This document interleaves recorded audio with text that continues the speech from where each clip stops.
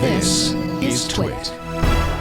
As far as I can tell, like actually a number of specific projects within the Kaltura umbrella. Can you talk about some of these components? I know Zohar mentioned a couple of them, but Sure. let's enumerate those. So yeah, as Zohar mentioned, there's the sort of front-end player platform that consists of a Flash and HTML5 player components.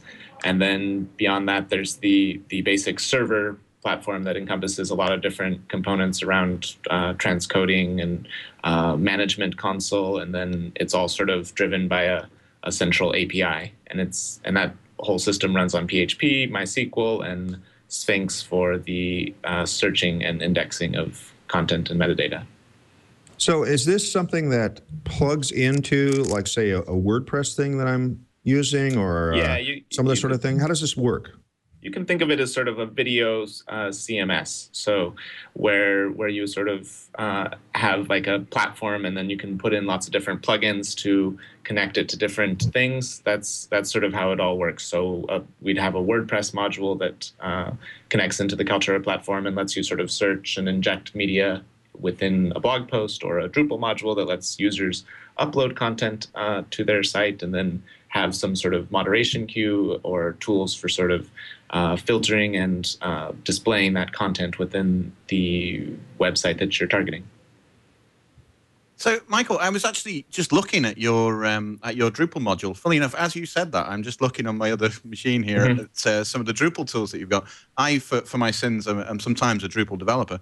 And recently, I actually had a project where we were doing a lot of video stuff. And I wish I'd known about this, to be honest, because I spent ages looking for video solutions. And so can you tell us a little bit more about the Drupal integration stuff? I see you supporting Drupal 7, and you've also have Drupal 6 as well. But it looks like a really kind of beefy module you've got there. There's all kinds of stuff in there. So can you tell us a little bit more about that, maybe?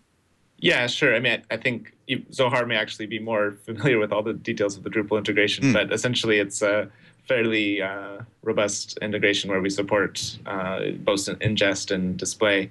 And recently we added sort of more responsive web design support for the Drupal module.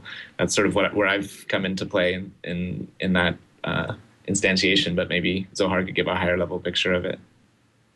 I think the important thing to remember about Kaltura is, as I mentioned in the beginning, right, it's the plumbing of web video.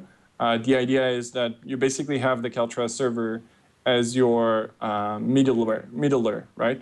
That middleware basically handles everything related to the video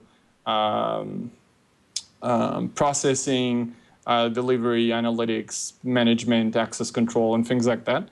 And then we have a lot of different extensions that basically plug into different CMSs or LMS learning management systems, or different enterprise collaboration systems, and things like that. And it basically brings those functionalities, whether it's ways to upload videos or ways to manage videos, and if you're in WordPress, bring up a list of all the videos you have in the archive, and then choosing from one of them, embedding it into your post seamlessly in a way that you don't really have to understand what goes on in the background. So you upload a video just like you upload an image, and you let the backend handle that transcoding for you, and making sure it's being transcoded to multiple formats and available for different devices.